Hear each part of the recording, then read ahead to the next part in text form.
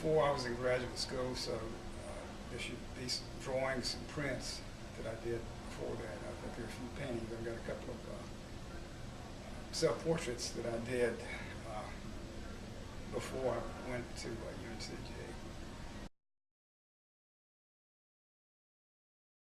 You know, when you paint a lot, and I paint just about all the time, is that you get better at certain things.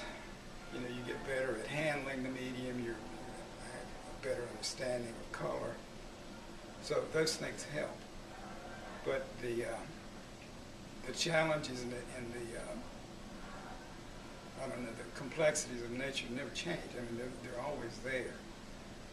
Because when you're searching there for the color that you see in front of you and the form that you're dealing with, you never know what's going to happen. You know, you'll come up against something in space, dealing with an object in that space. When you put down something that's totally unpredictable, you don't have a clue how that happened. But you're so intent on looking that when it does happen, it really stands out. Okay. And that's part of the learning process.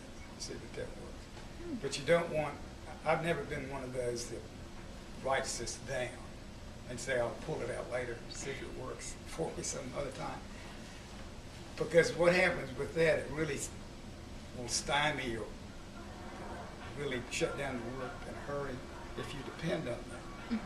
You know, so what I try to do is, in looking, is see if it happens. You know, really try to find it. And that's part of the excitement, too. You can see these sort of things that will happen in space.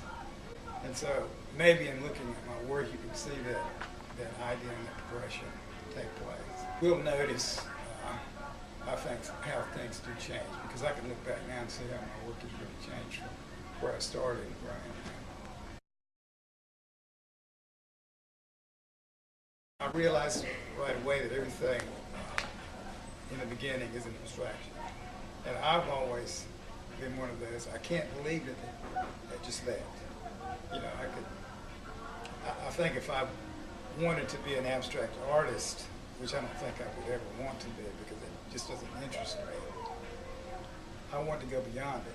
But I realize how dependent I am on abstraction because that's just so much part of the painting process itself.